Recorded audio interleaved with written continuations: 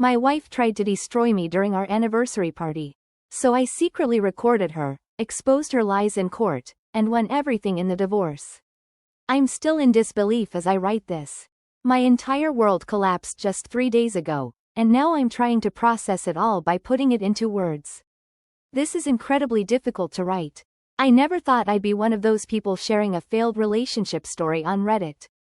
I'm using the names Nathan and Kelsey because they're common fake names on this subreddit, and I worry someone who knows us might recognize the story. As unbelievable as this situation may sound, anyone who was there would probably know exactly what happened. I guess I should start by saying that until 3 days ago, I believed I had a stable marriage. Not flawless. Whose is, but it felt solid. We had plans for the future, which now feel meaningless. For context, my wife Kelsey has always had a fiery personality. If things don't go her way or someone disagrees with her, she quickly escalates, talking fast, yelling, slamming doors, sometimes tossing small objects. She acts like a whirlwind until people back down. Then comes the silent treatment until she eventually gets what she wants. I put up with this for years because I loved her. And honestly, I got used to going along with her just to avoid the drama. I know how that sounds. I really do. But you don't notice how bad it's gotten until it's too late. After 10 years together, I had built all these coping strategies, ways to keep the peace. I learned to read her moods, to spot the earliest signs of a meltdown, and to do anything I could to stop it from getting worse. Before I get to what actually happened, I want to give a few examples to show what life with Kelsey was like. About 3 years ago, we decided to renovate part of our home. Nothing huge, just upgrading the kitchen and master bathroom. We'd saved for it for years, and I was excited to make the house truly feel like ours instead of just the starter home we bought. Kelsey took over the project immediately, which was fine with me since she's always had good taste. But then she picked a contractor after just one meeting because she said he charmed her. She didn't do any background checks or comparisons. When I reviewed his quote, which was well over our budget, I noticed several red flags. The timeline was way too optimistic. He said he could gut and rebuild the kitchen in 2 weeks, which anyone familiar with renovations knows is absurd. The material descriptions were vague, just premium countertops and high-quality cabinets, with no brands or specs. I had read enough renovation horror stories to know this was a setup for disaster. So I calmly suggested getting a few more estimates. I wasn't saying she'd made a bad choice, just that we should compare before making such a big investment. You would have thought I insulted her entire family. She flew into a rage, yelling that I was sabotaging the project, that I didn't trust her, and that I always shot down her ideas. Then she stormed out and ignored me for 2 days, literally acted like I didn't exist, all because I asked for more quotes. Eventually, I convinced her to consider a second contractor by keeping renovation horror stories open on my laptop where she could, accidentally, read them. We got another quote, and, of course, the original contractor was overpriced and unrealistic. The second team identified issues the first guy missed. Kelsey ended up going with the second company but never admitted she'd been wrong. She acted like the second contractor was her idea all along. I was just relieved we avoided a costly mistake, so I didn't push it. I mentally added it to my long list of conflicts that weren't worth fighting over. Another time, around 18 months ago, we were planning our yearly vacation. It was my turn to choose the destination. We always took turns, and it had worked well for us. We'd talked about doing something outdoorsy, maybe renting a cabin near a national park with great hiking. Kelsey always seemed to enjoy our hiking trips. We'd sit around a campfire at night, sip wine, and talk under the stars. Those were some of my favorite memories. I'd been researching for months, had bookmarks of affordable cabins near Yosemite, guided hikes, even a service that delivers gourmet meals to your cabin. I was excited and kept dropping hints. Kelsey acted interested, asked questions, and seemed to be on board. Then one day, out of the blue, she came home with a travel magazine. She'd found a luxury Caribbean resort with private plunge pools, personal butlers, and who knows what else. Suddenly, that's where she wanted to go, even though it was more than 3 times what we'd budgeted. When I reminded her of our plans and gently brought up the cost, she lost it again.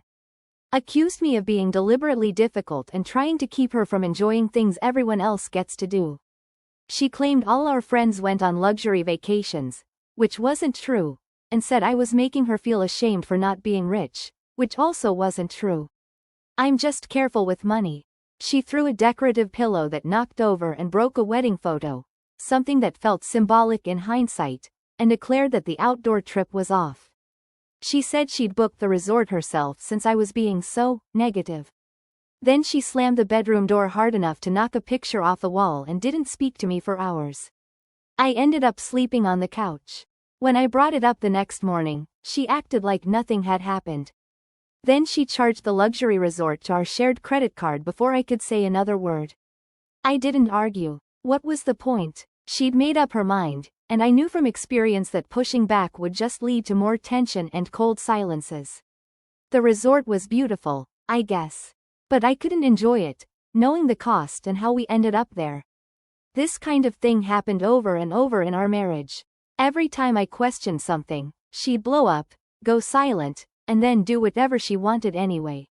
I usually just stated my opinion quietly, let her explode, and gave in, because it was easier than dealing with the aftermath. Our friends used to joke that Kelsey wore the pants in our marriage. They'd nudge me and say, "Happy wife, happy life, right Nathan?" I laughed along, because what else could I do? Admit I was afraid of my own wife's temper? That I'd stopped trying to be an equal partner because it wasn't worth the emotional fallout?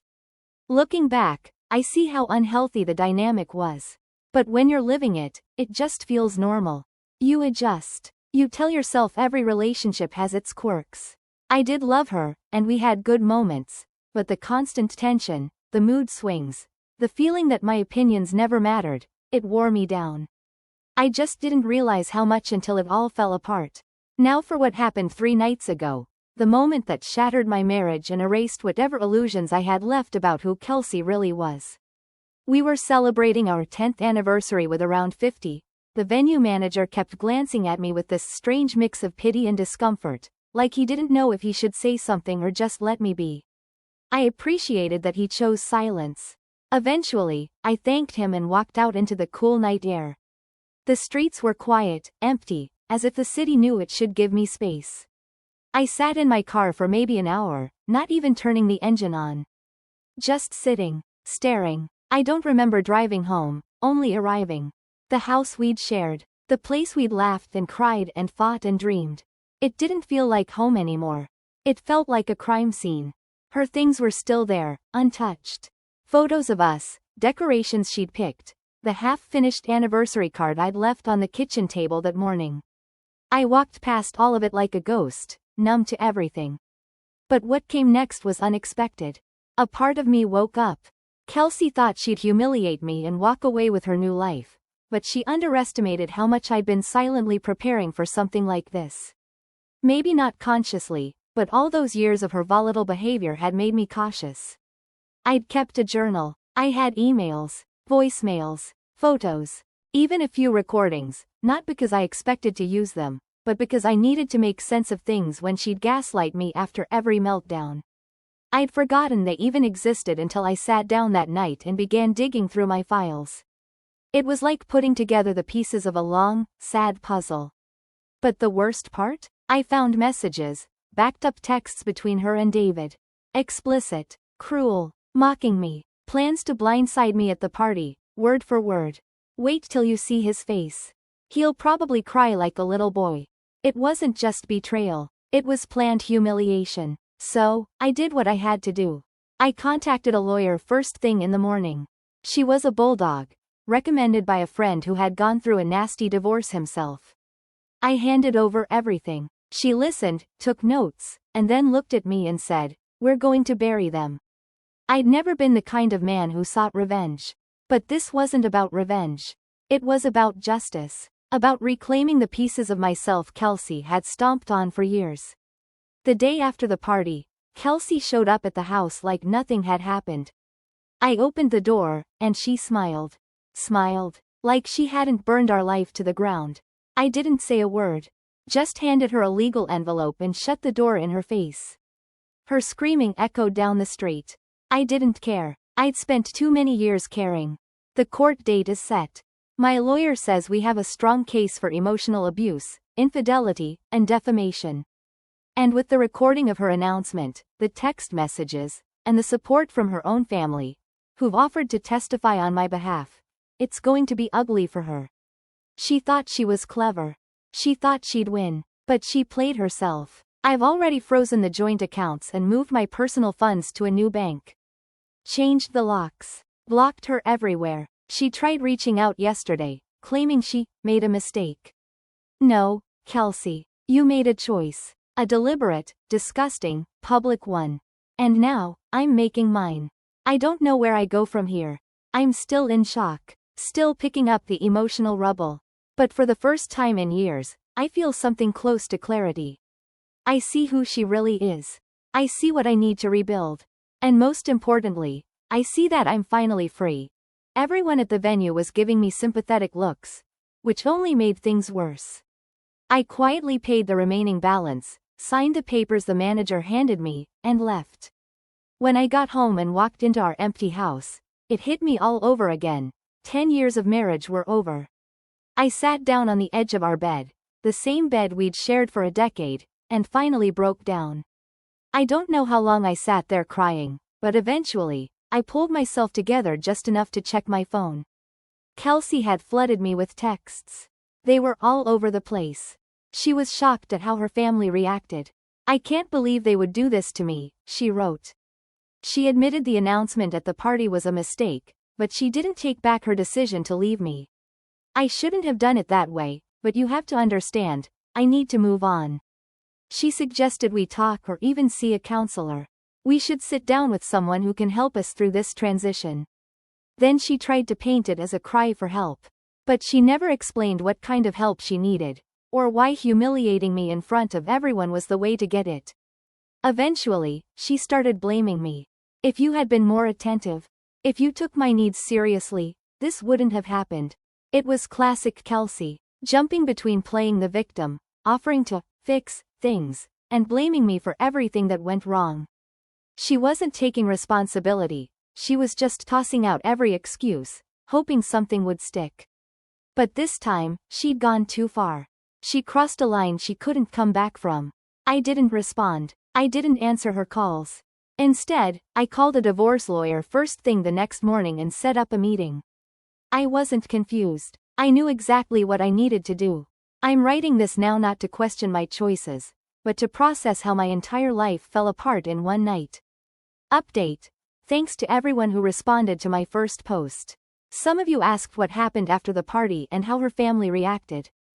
Well, when Kelsey realized I wasn't going to play along and pretend nothing happened, she lost it. Her texts became relentless. One minute she was begging, the next she was lashing out. You're ruining my life. You're overreacting. Don't do this, Nathan. You always overreact. I'll make sure everyone knows how you treated me. I didn't reply to any of them. I saved every message and gave the threatening ones to my lawyer. He told me to go full no contact and to communicate only through attorneys. And that's exactly what I did. When Kelsey finally got her own lawyer, she started spinning her story to everyone. She told people I had abandoned her, that I was emotionally distant, and that her public outburst at the party was just a moment of weakness. But I didn't need to defend myself. Everyone who was at the party saw the truth for themselves.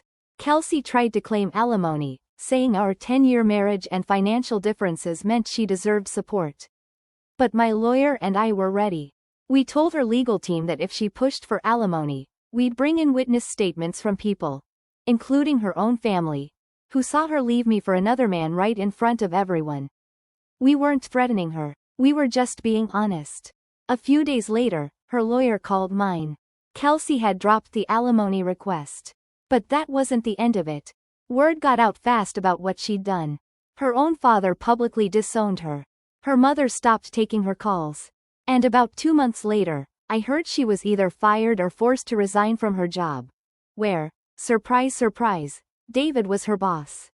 I don't know if David threw her under the bus to protect himself, or if she just became too much to handle. Either way, she lost the job and couldn't find anything close to it again. She ended up moving in with a cousin she didn't even get along with because she couldn't afford her own place. Most of her friends distanced themselves too. Some stayed neutral, but most didn't buy her story. Meanwhile, I stayed quiet. I focused on work, my health, and slowly putting the pieces of my life back together. I didn't push people to take sides. I didn't go around bashing her.